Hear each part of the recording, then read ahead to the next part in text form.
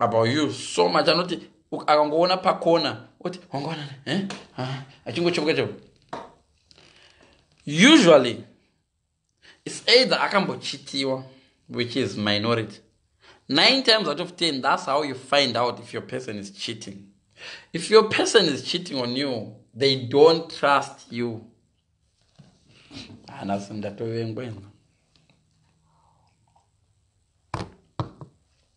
A person who is cheating in your relationship is the guy who will never, is that lady or that person who is so jealous about you, not tione phone yako. And 9 times out of 10, those people who say tione phone yako avadi kuonekwa yavo or vane imwe extra inogara kuoffice.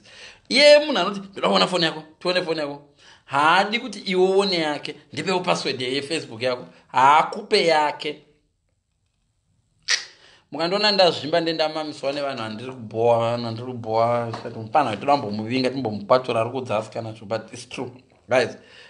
A person who is so jealous, 9 times out of 10, one anogona ari jealous because akachitiwa before, and sometimes it left a mark in paari. Zviya zvokutika aungoona senge munhu wese anochita akadamejeka. But ina ndiri zvokakadziwa handina zero nemi ya true. But munhu unoza ende vakadzi kana wakamboura nemukadzi womunhu mavhuriro anoita makumbo vakomana vhidhiyo ikabuda vakadzi zvimwe zvamunoita mune utsinya unoza mukadzi womunhu kana akuhura anovhura makumbo zvazvokutika. Saka iwe ukazoimagina wako avhurirawo rimwe benzi and 9 times out of 10 unenge uchinyatsoziva she's not my type, she's far better than me. Uri kuhura nomukadzi womunhu angovinga sitonyeni pano she's different class. Saka iwe unenge wakufunga wako manje kuti wangu pamwe ari kuhura naCabias asiri klasi yake, wangu ari lower than wandiri kuhura naye, what more wangu. Saka pamwe ari kuhura nemunhu ane ndove pamubhedha wangu. Uchipedza unoita mutole, halo uripi, muripi, muri kumba here, vana varipo, okay ndozoona manheru ndadzoka, wodzokera kunohura because unenge uchimwati pamwe zvindakatodhunosisa wangu. Andogona 9 times out of 10 panorera phone mukadzi wakanenge achiura. Kana une partner inohura in the past month or 2 months, pane pawakadombomufonera irimo, trust me. Kana une partner inohura, I don't know zvinongoitika, in the past 6 months, 4 months, 3 months, pane pawakatombomufonera achitohura. Zvinoitika. Foni ndopainoti, foni inoringa muri pabishi rokuzviti. Munhu anodongoiona mukadzi anoprofita azviziva sei. But ndataura zvangu ndatotaura vakandivenga. So guys, if you're big, cherish your bigness. If you're slim, cherish. There is no better. It's all in this mind. This is why I always speak about Jamaicans. Jamaicans are very confident. Jamaicans are very confident. Go to Birmingham, go to Jamaica, kwachona, Kingston. You'll find an old granny, old 69 old granny. Akarova miniskirt anokuza. Hear me tell you, my son. I'm a queen. And the murumo jana, hello, my queen. And the pakarira reggae so. So you think as my teenagers, but she turns 75-year-old dancing with a 55-year-old wife, dancing and enjoying. Apa pana bvudzi kusvika uko. Pane ngori ne dread 1 ndiri kumagotsi kuno kuma dread 3 anongozodai. Ndandiro kuzvishavani dread 1 kubeki. Vakadzi vacho dumbu rakakura kudai so akarova bump shot. Dumbu rakakura kudarika bump shot zvekuti dumbu raka sanga zvakaita speaker changu. Iri ndo dumbu iri. Garo kwakaita flat kumagaro hakuna chiriko. Obva achichi bump shot chinosvika. Apa mazamu pamwe panenge pane 0 mazamu kana pamwe anenge akazara mazamu achona. But that woman, you let her near your husband. Anomubikira, they're very good cooks. Anomubikira good food. Agomuti honey. Akoti vyandi kugezesa. Agomumassage. Some of you think massage you need to be trained. No, massage you don't go to move. Buy cooking oil, not cooking oil, sorry. But I'm not anointing oil. Baby oil, you know, at £1.99, £1 in Poundland. Just try whatever you can do. Put it on someone's skin and just try. Just move your hands whichever way. That's massage.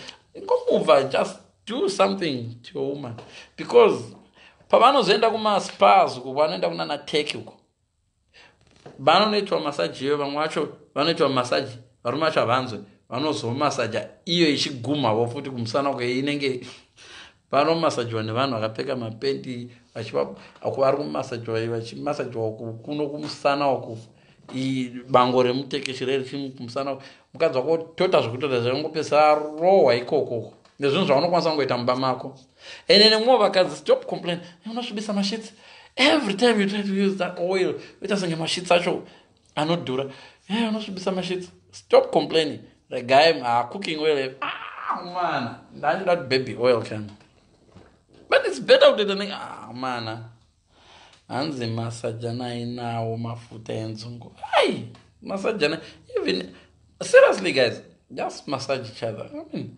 sometimes it's just all you need. You discover a lot of places. Kuno shure kwe maview. Ingo isarurimi, you never know. Nanzo tsapu zemusikana ukanda no geza. Nanzo na ingo isarurimi wo somewhere suppose to wamboruisa or before. Nanzo yana tsiye kana mpazisa apa pamusoro pezisa. Nanzo do something. Toro kana to yoga tongweso kana pamazamu ipapo ungo lick it off. Zora yoga tiko kuzasi ko ungo lick off skayapera. Sasia iripo. Sasia iripo kazostara disgusting. Ngazostara zvandagezeswa nerurimi. You never know.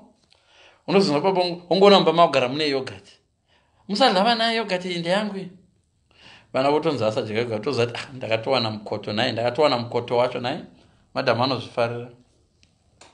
Iwo kana ukaona kuti haufariri kudya nhingi asi unofarira ice cream tora ice cream ichitonhora ikoko ungonoisa ikoko pamwe kachando kakauke kutonhora kanotovaita kuti madhamu vangodidi vix kana chichichichi kana une flu torawo vix wongoisa ikoko uchiibridza ikoko vix wakatora zvimwe kunombora zivix oriti ikoko zasi unhandi une flu riise ikoko zasi kutsvepo wongorifema vochifema you never know pamwe kungofema kwakuti mweya uchinda kuna madhamu unotova tena on kona madam wongouya nevix una mba mazara stock yevix na madam takudya vix here muno zviri kutovanakidza vamwe vacho vanonyara because zvinoitenda zvekudai so vafana vaenda kunza kuti havana mari vaiva vanotora vakadzi vevanhu vaiva ndo zvavanogona izvo that's all they know ende zvavanoita futi vafana ivava vanoziva kuti vakadzi venyu havana aids vanozati mukadzi uyuka angohura nokutarisha hana edzi vanorova nyoro vita ndopai panozovuya achibva kubasa mukadzi I'm not feeling ndine headache ari kutya kuti iwewe uku kuzasi uku unonoti uchinodai wanzwa nyonyonyo vongopesera vaisa ketchup kuti ndaenda kuperiod izvo ketchup yavaisa saa maperiods kana aisa ketchup this week paanozoenda maperiods for real ava kudi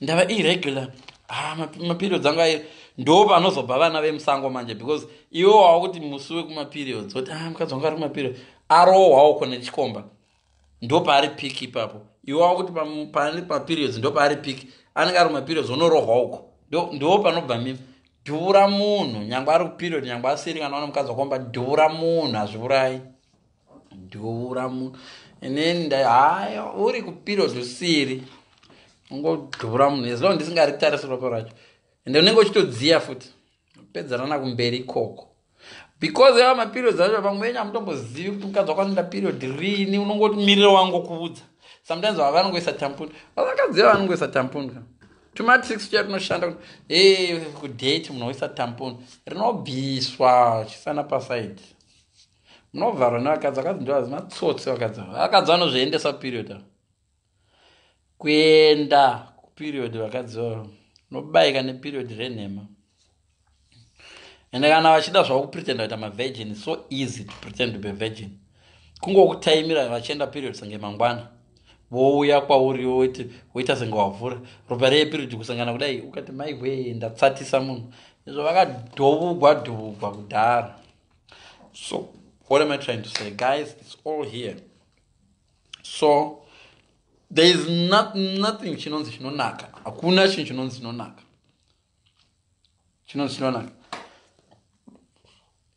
To a hungry person, even dog food will taste good.